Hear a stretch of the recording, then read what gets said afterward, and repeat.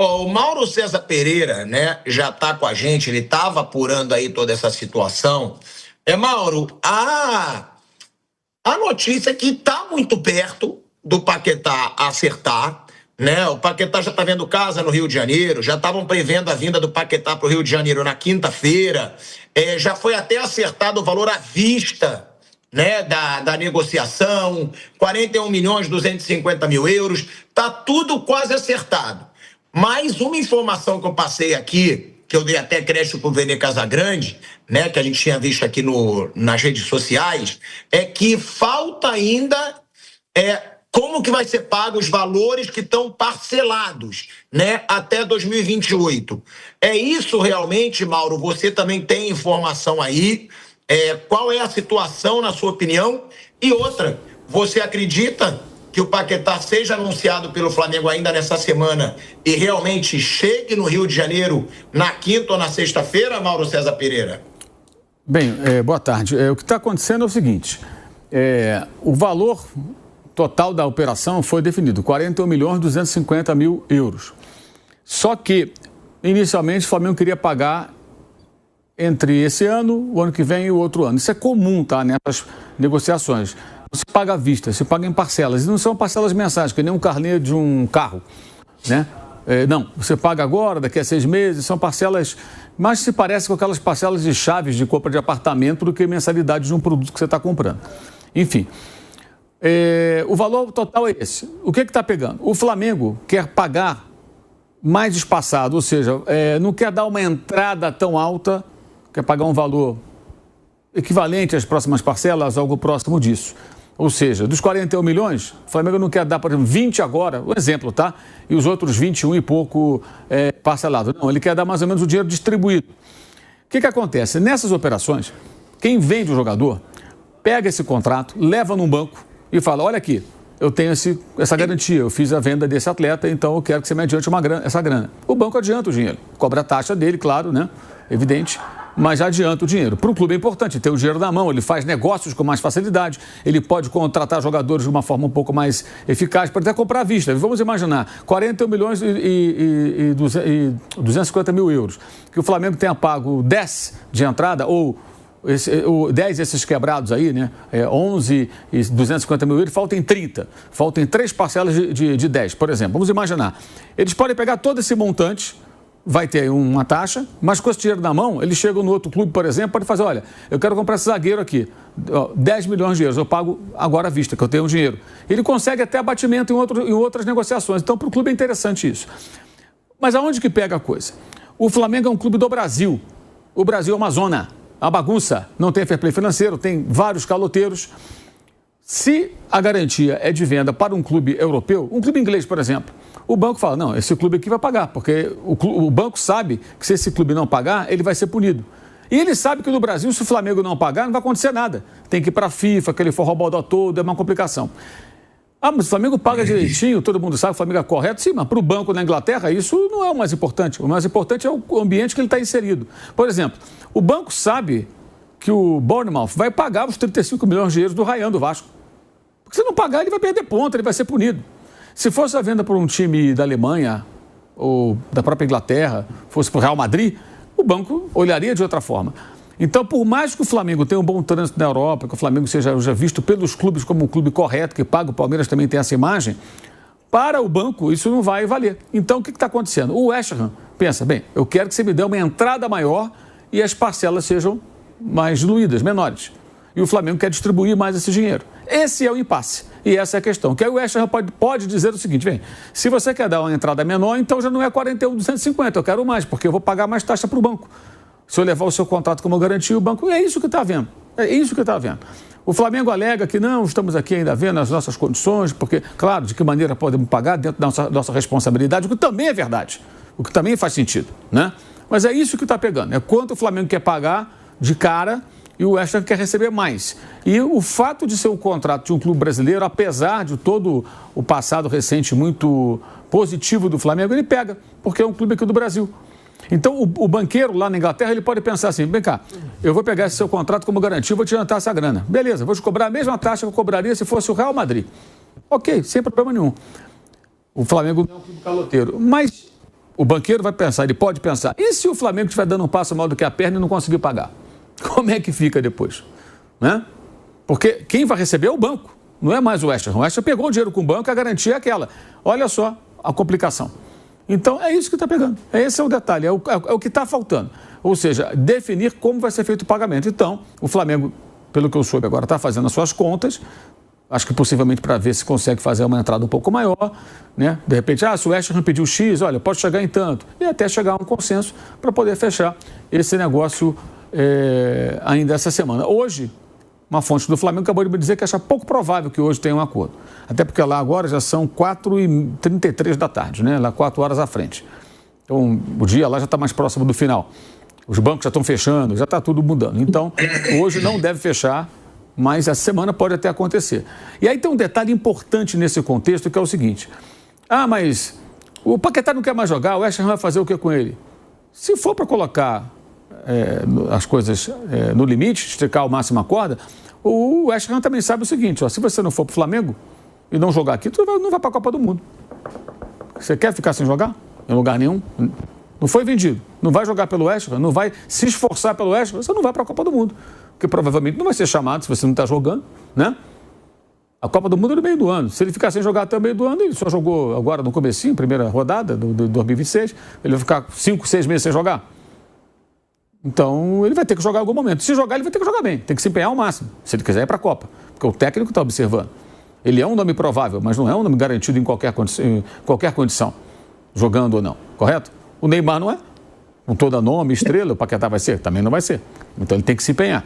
Então, o West Ham também sabe disso. Então, o trunfo que o Flamengo teria, que é o jogador não quer ficar, o West Ham também tem o dele. É a Copa do Mundo. Tá bom, se você não se empenhar, não jogar, ficar aí de dor nas costas e tal, dificilmente você vai para a Copa.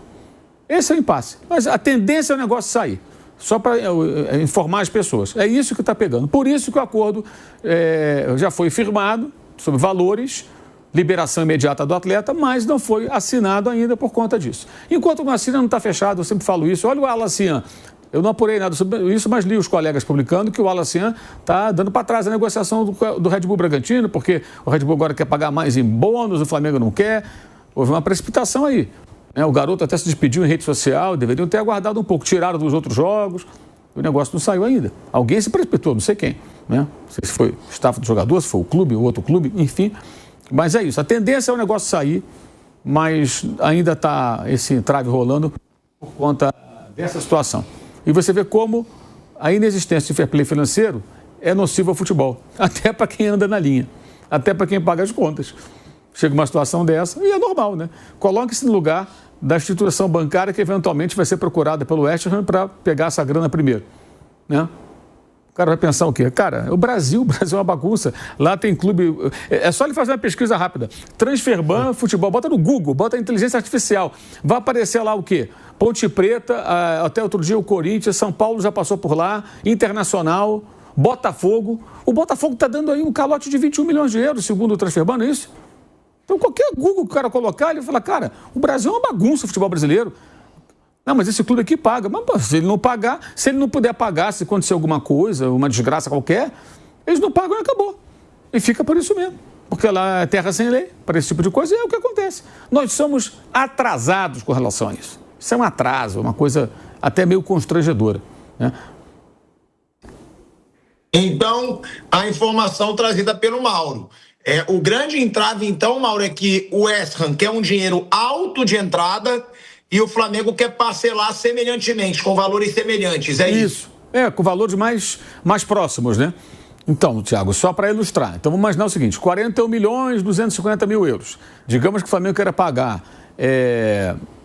valores idênticos, dividindo por 4. E o West Ham quer a metade agora. Ele quer a metade agora. Eu quero esses 20 milhões e quebrados agora, os outros 20 vocês pagam nas outras parcelas, né? Ou, por exemplo, vocês vão pagar em 4 parcelas. Exemplo, vocês vão me dar, então, esses 21 milhões em 3 parcelas, 7 mais 7 mais 7, né? E a entrada maior, vocês vão me dar aí 20 milhões agora. 20 milhões 250 mil euros. O Flamengo quer pagar mais ou menos igual. Se for em 4 parcelas, quer pagar 10 e pouco. Essa é a questão. E aí entra essa questão do banco, que uma pessoa hoje do mercado que está envolvida nas negociações me explicou. Falou, olha, Eles vão pegar esse contrato, não vão guardar numa gaveta, eles vão transformar isso em dinheiro. Porque, veja bem, como eu expliquei há pouco, se você faz dinheiro com isso, e o West Ham quer o dinheiro para contratar jogadores, eles querem se reforçar. O técnico Nuno Espírito Santo falou de novo sobre isso no sábado, depois da vitória sobre o Sunderland. Especialmente na defesa, toma gol todo jogo. Todo jogo da temporada eles tomaram gol. Ele pediu um goleiro, um zagueiro e um cara de meio campo. Exato. Aí você chega lá no clube do goleiro, Piperno, e fala, olha, quanto vocês querem? Eu quero 15 milhões do goleiro. Olha, eu tenho 12 aqui na bucha, pago à vista. Eu tenho dinheiro. Então, o que ele paga de taxa para o banco, ele recupera em negociações, porque ele pode pagar à vista. Ou eu vou parcelar, mas vou te dar 8 agora dos 15, que é 50% do valor, um pouco mais eu vou pagar agora. Então, facilita o time também no mercado. Por isso, os clubes fazem isso também. Dinheiro na mão é muito mais fácil você negociar do que dinheiro a receber. Então, esse é o ponto. E o dono é bilionário, mas lá tem fair play financeiro. O dono não pode ficar botando dinheiro do bolso dele sem justificar. Eles têm que andar ali dentro das regras. Então, o dinheiro que entra é um dinheiro justificado. Pediu o Paquetá, estou comprando esses jogadores aqui. Ah, beleza, não tem problema. Você vendeu por 41,250, comprando outros caras, está tudo em casa, sem problema nenhum. Ele não está burlando o fair play financeiro, não está arrumando problema. E o técnico quer esses jogadores o quanto antes para tentar escapar do rebaixamento, né? Então, uma queda de braço. Agora, por que eu acho que o negócio vai acabar saindo? Porque o Flamengo quer, o Paquetá quer, e o West Ham se convenceu de que o melhor é vender o atleta e liberar logo, para fazer o que o Piperno falou, atender o técnico nessas demandas que ele tem, que especialmente são no sistema defensivo, né? O time, esse jogo de sábado, estava assistindo, estava 3-0, o time dominando completamente. De repente, bola na área, pimba, gol. Toma gol todo jogo, todo jogo. É incrível, já passamos da metade da temporada, não teve um mísero jogo que eles não tomassem gol. Copa da Inglaterra, com o Queen's Park Rangers, segunda divisão, tomaram gol. Todo jogo eles tomam gol. Então, para eles é importante fazer também um negócio. Mas se virar uma queda de braço, aí tem uma questão.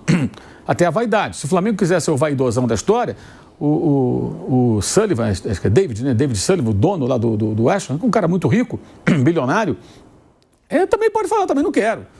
Não vou vender mais nada, vou deixar aqui mesmo, que se dane. Pode acontecer. Até porque ele foi o último a ser dobrado. O técnico já tinha concordado com a liberação do jogador, porque ele sabe que isso viabilizaria a chegada de atletas para outras posições que são necessárias para o time na sua visão.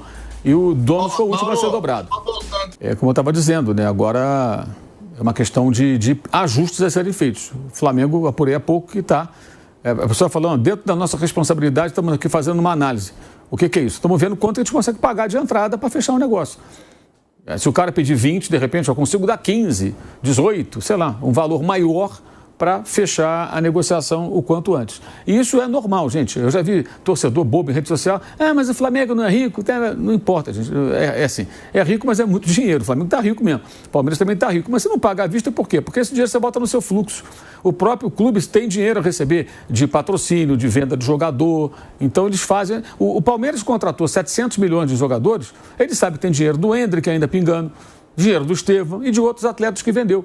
Isso também é garantia para ele. Quando ele chega no mercado para contratar um jogador, ele também pode dar essa garantia. Olha, eu vendi esse jogador aqui, olha, tem essa grana para receber. O Flamengo fez muitas negociações em 2019 com o contrato de venda do Vinícius Júnior. Chegava no clube, eu quero contratar o fulano aqui, olha, tá aqui, ó, o próprio Gerson, olha, eu tenho esse dinheiro para receber do Real Madrid. Opa, beleza. Vocês têm grana para receber, então eu posso confiar no negócio. Isso é muito comum no mercado.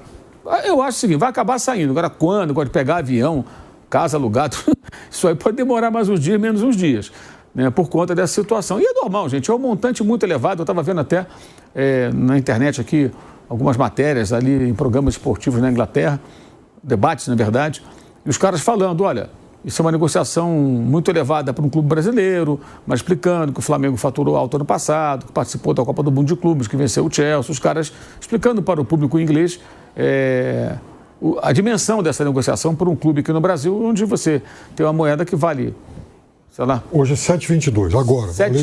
Uma libra é R$ 7,22. É só essa a diferença do câmbio. Então, é uma negociação, de fato, de um vulto absurdo. São 30 e tantos milhões de libras, né? 41 milhões de euros. É muito dinheiro. É um negócio muito grande, o maior da história do futebol brasileiro. É natural que ele seja um pouco mais complicado do que se imagina. O importante é o seguinte, até o momento, isso para o torcedor do Flamengo especialmente, todas as negociações, por maiores que elas tenham sido, foram feitas dentro das condições que o clube tinha, e o clube pagou tudo direitinho. E é o que ele pretende fazer agora, tudo indica, a não ser que alguém tenha se tornado maluco de uma hora para outra, que eu acho muito, muito improvável, quase impossível. E aí dá para fazer um contraponto. Não sei se vocês já viram a série lá do Globoplay, nos tempos do Bad Boy, que trata de 1995. Sim. Quem não viu, dê uma olhada. Assim, o Flamengo era uma bagunça. Foi quando contratou o Romário. Sim. Mas era uma bagunça, assim. A gente lembra disso tudo, mas revendo, assim, chega a ser revoltante. Que zona, que bagunça. O Romário fazia o que ele queria. O Kleber Leite foi lá buscar o Romário. Ele trouxe o Luxemburgo, que era o melhor técnico do Brasil. O Luxemburgo, ele sai por causa do Romário, porque o Luxemburgo queria colocar profissionalismo em campo e o Romário chegava atrasado. Tem um dia que o Romário